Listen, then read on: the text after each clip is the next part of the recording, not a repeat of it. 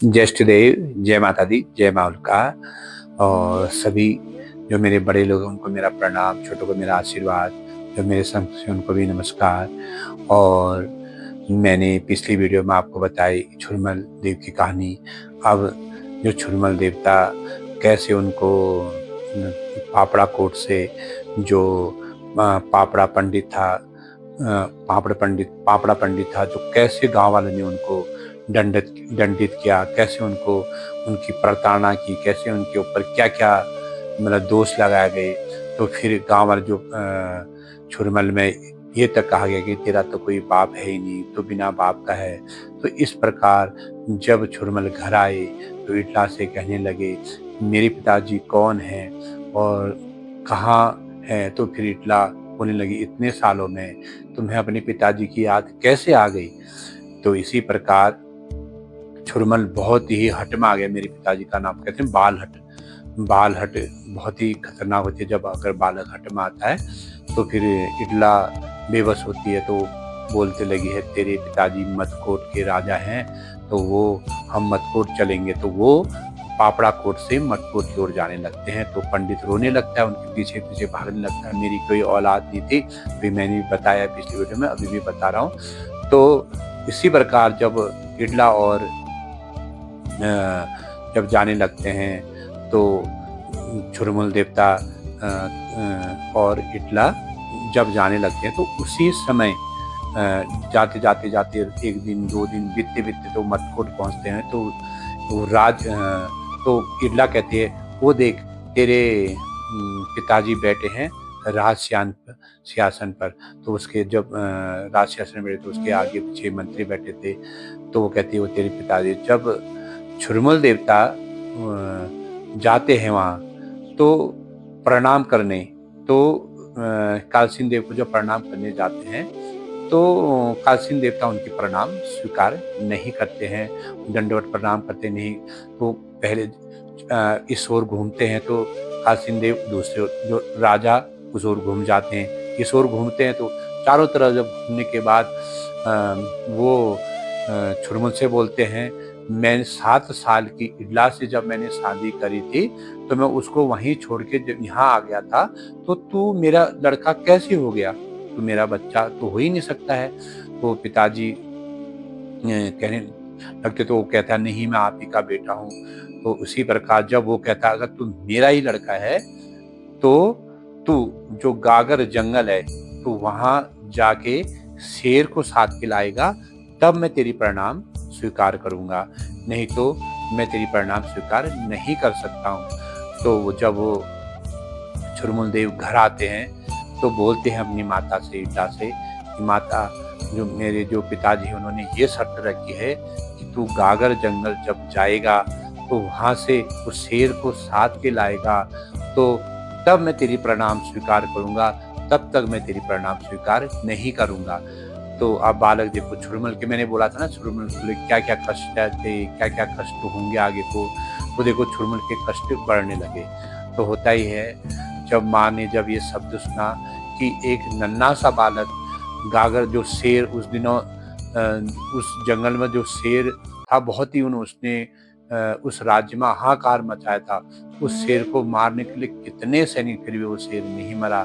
तो राजा ने बोला, जो कालसीन देव थे उसको वही शर्त रखी, तू गागर जंगल जाके उस शेर को साथ के लाएगा और मेरे चरणों में जब उसको लाएगा तब मैं तेरी प्रणाम स्वीकार करूंगा, तब तक मैं तेरी प्रणाम स्वीकार नहीं करूंगा। तो माँ से बोलने लगा, माँ अब ये शर्त रखी है। तो उसकी माँ बोलने लगी, बेटा अगर तू मेरा सत धर्म का पुत्र होगा तो तू गागर जंगल जाके शेर को अवश्य साथ खिलाएगा, और नहीं तो तू वहीं मर जाएगा, शेर तुझे खा देगा। तो इसी प्रकार झुरमुल देवता जब सुबह सुबह जब होती है तो माँ उसको रोती है, बेटा तू चिंता मत कर, जो भगवान तेरे साथ हैं और हमारे जो कुल देवी देवता हैं वो तेरे साथ हैं। तो तब कहते हैं ना, अपनी कुल देवी देवता को, अपने गुरु को, अपने इष्ट को कभी नहीं भूलना चाहिए। ये कहानी वहाँ भी आती है। तो इटला ने भी अपने कुल देवी देवता को नहीं भूला, अपने इष्ट को नहीं भूला। तो इसी प्रकार वो अपने लड़की को, झुरमुल को विदाई करते हैं, जा बेटा करके।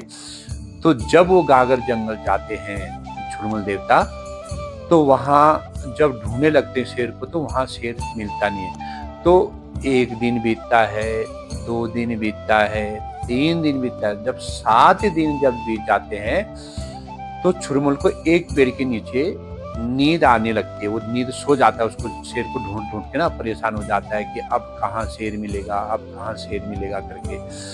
तो होता क्या है, जब सुबह के टाइम में जब छुरमुल को नींद लगती है, तो उस समय शेर धूप में जाके, एक वहाँ धूप में आगे होता है, उस धूप में जाके सोया होता है, और उसकी जो सोने में जो उसकी फुकार थी, उससे पेड़-पौधे पत्थर तक हिले होते हैं।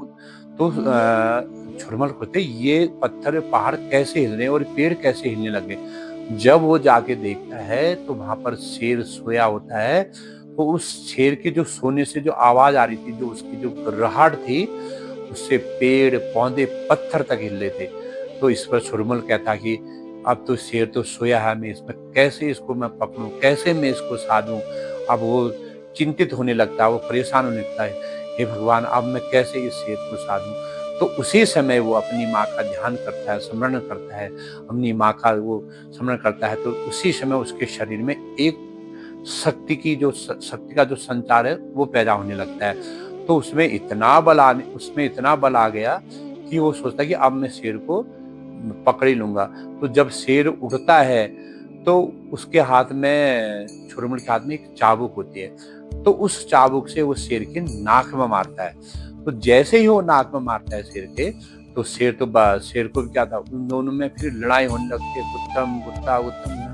तो कहते हैं जिसमें माँ का सहारा, जिसमें इष्ट देव का सहारा, कहते हैं माता पिता गुरु देवता, जिसमें सब लोगों की अगर रक्षा, जिसमें सब लोग की चाहते, उसकी रक्षा हर जगह से हो जाती है। इसी प्रकार छुरमुल ने उस शेर को साध लिया।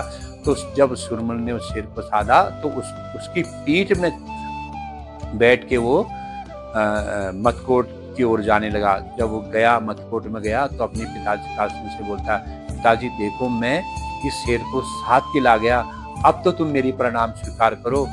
तो जब वो छुरमुल मथकोट में शेर को लेके पहुंचा राजा के सामने, तो क्या कालसीन देव ने उसकी प्रणाम स्वीकार करी या नहीं करी? तो क्या कालसीन देव उसको अपना पुत्र अपनाएंगे या नहीं अपनाएंगे? तो इसको मैं आपको अपनी नेक्स्ट वीडियो में बताऊंगा। तो मेरे चैनल को आप ज़्यादा से लाइक करके मेरी वीडियो कैसी लग रही है आप ज़रूर बताइएगा। कमेंट में आप लोग बोलते हैं तो इस बार आप पक्का बोलिएगा कि मेरी वीडियो कैसी लग रही, क्या कहीं पर मैं कुछ गलत हूँ, आप ये भी बताइएगा। और जो छुरमुल देवता की जो कहानी है तो अभी बहुत बड़ी है, तो मैं आपको धीरे धीरे इस कहानी को सुना रहा हूँ। इसके बाद मैं आपको दूसरी देवताओं की कहानी बताऊंगा। तो इसलिए जय माता दी, जय श्री देव।